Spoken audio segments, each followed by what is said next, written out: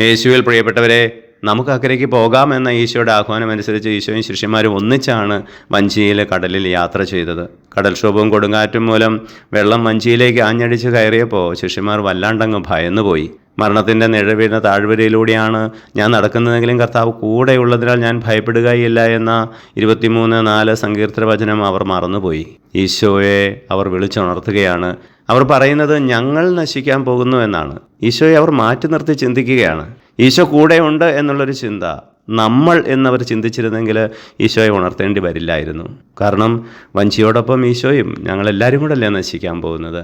വിശുദ്ധ കൊച്ചുത്രേസ്യ ഈ സംഭവത്തെക്കുറിച്ച് ധ്യാനിക്കുമ്പോൾ പറയുന്നത്, കൊച്ചുത്രേസ്യ വഞ്ചിയിലുണ്ടായിരുന്നെങ്കിൽ ഒരിക്കലും ഈശോയെ ഉണർത്താൻ സമ്മതിക്കില്ലായിരുന്നു എന്നാണ്.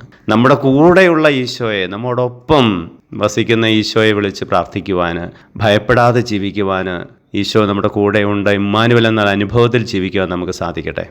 നമ്മുടെ കർത്താവ് യേശു മിശിഹായുടെ കൃപയും പിതാവായ ദൈവത്തിൻ്റെ സ്നേഹവും പരിശുദ്ധാത്മാവിൻ്റെ സഹവാസവും നാം എല്ലാവരോടും കൂടി ഉണ്ടായിരിക്കട്ടെ, ഇപ്പോഴും എപ്പോഴും എന്നേക്കും.